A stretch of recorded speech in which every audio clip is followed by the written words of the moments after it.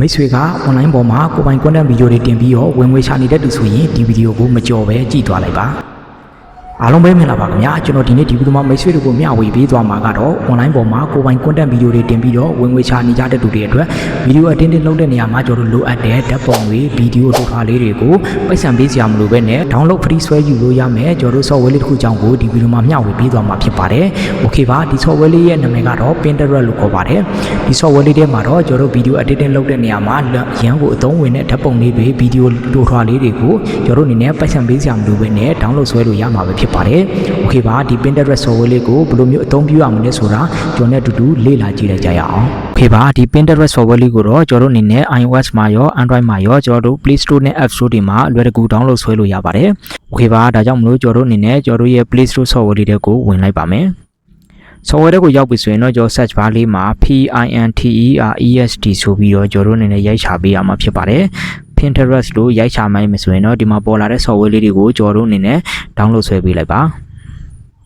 okay ပါ software လေးကို download ဆွဲပြီးပြီဆိုရင်တော့ software လေးတွေကိုဝင်ပေးလိုက်ပါခင်ဗျာ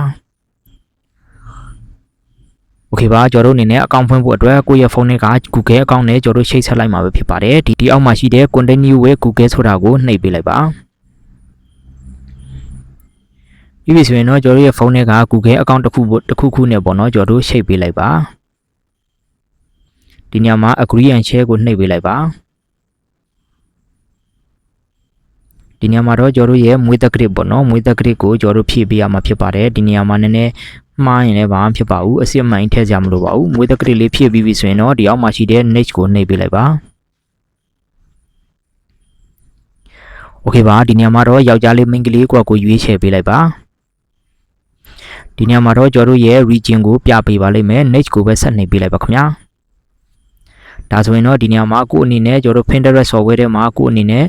ဘယ်လိုမျိုးကျွန်တော်တို့ဓာတ်ပုံတွေဘယ်လိုမျိုးဗီဒီယိုတွေကိုကိုအနေနဲ့ရွေးချယ်မှာလဲခြာမှာလဲဆိုတာကိုဒီနေရာမှာကိုအနေနဲ့ပုံလေးတွေပေါ်လာအောင်ပေါ့နော်ကိုအနေနဲ့ favorite လေးကိုရွေးလို့ရပါတယ်ပြီးပြီဆိုရင်တော့ဒီအောက်မှာရှိတဲ့ next ကိုဆက်နေပေးလိုက်ရင်တော့ကျွန်တော်တို့ရဲ့ Pinterest account လေးကကျွန်တော်တို့အောင်မြင်စွာနဲ့ကျွန်တော်တို့ဖွင့်ပြီးသွားပြီဖြစ်ပါတယ်ဒါဆိုရင်တော့ဒီ software လေးထဲမှာကျွန်တော်တို့အနေနဲ့ကိုလိုချင်တဲ့ video editing လုပ်တဲ့နေရာမှာအသုံးပြုလို့ရမယ်ကျွန်တော်တို့ကိုလိုချင်တဲ့ပေါ့နော်ကိုရဲ့ video editing နဲ့ကိုက်ညီမဲ့ဓာတ်ပုံလေးတွေ video အတူတူလေးတွေကို download ဆွဲလို့ရမှာပဲဖြစ်ပါတယ်ဒီပေါ် search bar လေးမှာကိုအနေနဲ့ကိုလိုချင်တဲ့ဟာလေးကိုရိုက်ချလို့ရပါတယ်အင်္ဂလိပ်စာကိုနည်းနည်းပတက်တယ်ဆိုရင်ဒီမှာအင်္ဂလိပ်စာလေးနည်းနည်းရိုက်ထည့်လိုက်မှဆိုရင်ဒီမှာ iPhone ဆို iPhone ပေါ့နော် phone PNG ဆိုလဲ phone PNG ဆိုပြီးတော့ဒီမှာကြာလာမှာပဲဖြစ်ပါတယ်နောက်ပြီးတော့ဗီဒီယိုလေးတွေဆိုရင်လည်းထားပါတော့ happy video ဆိုရင်လည်းကိုရိုက်တက်လို့ရိုက်ထည့်လိုက်မှဆိုရင်လည်းဒါသူ့အနေနဲ့ပေါ်လာမှာပဲဖြစ်ပါတယ်ဒီလိုမျိုးဗီဒီယိုလေးပေါ်လာပြီဆိုရင်တော့ကိုအနေနဲ့download ဆွဲခြင်းတဲ့ဗီဒီယိုဆွဲမယ်ပေါ့နော်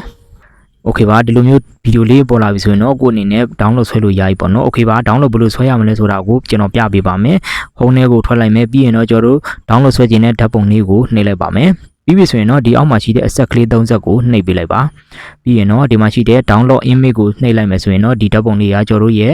gallery ထဲကိုကျွန်တော်တို့ရောက်သွားပြီပဲဖြစ်ပါတယ် okay ပါဒါဆိုရင်တော့ဓာတ်ပုံကိုဘယ်လို download ဆွဲရမလဲဆိုတာသိသွားပြီလို့ကျွန်တော်အနေနဲ့ယုံကြည်မိပါတယ်ဗီဒီယိုကို download ဆွဲဖို့အတွက်ဆိုရင်တော့ကိုဆွဲခြင်းတဲ့ဗီဒီယိုလေးကိုကျွန်တော်တို့အနေနဲ့လက်ကလေးနဲ့ထောက်လိုက်ပါပြီးပြီဆိုရင်တော့ဒီအောက်မှာရှိတဲ့အဆက်ကလေး3ဆက်ကိုနှိပ်လိုက်ပါပြီးရင်တော့ဒီမှာရှိတဲ့ copy link ဆိုတာကိုနှိပ်ပြီးတော့ကျွန်တော်တို့အနေနဲ့ Chrome browser ထဲကိုဝင်ပြီးတော့ download ဆွဲရမှာဖြစ်ပါတယ်ဒါကြောင့်မလို့ Chrome browser လေးထဲကိုဝင်ပေးလိုက်ပါပြီးရင်တော့ကျွန်တော်တို့ Chrome browser ရဲ့ search bar လေးမှာ PINTEREST Pinterest video downloader ဆိုပြီးတော့ကျွန်တော်တို့ရိုက်ချလိုက်မယ်ဆိုရင်တော့ဒီနေရာမှာပေါ်လာမှာပဲဖြစ်ပါတယ်ဒါဆိုရင်တော့ကျွန်တော်တို့ဒီနေရာမှာ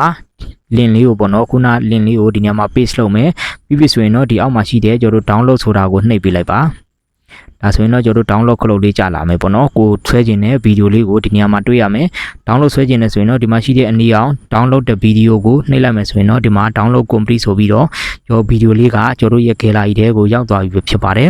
ဒါဆိုရင်တော့မိတ်ဆွေတို့အနေနဲ့ကိုအနေနဲ့ဗီဒီယိုတိဖြတ်တဲ့နေရာမှာကျွန်တော်တို့လိုအပ်တဲ့ဓာတ်ပုံလေးတွေဗီဒီယိုတို့ထွာလေးတွေပေါ့နော်ဒါလေးတွေကိုဒီ Pinterest software လေးတွေမှာကျွန်တော်တို့အနေနဲ့အလွယ်တကူ download ဆွဲလို့ရပါတယ်ဒါဆိုရင်ကျွန်တော်က download ဆွဲလိုက်တဲ့ဓာတ်ပုံလေးပါဒါဆိုရင်ခုန download ဆွဲလိုက်တဲ့ဗီဒီယိုလေးပါ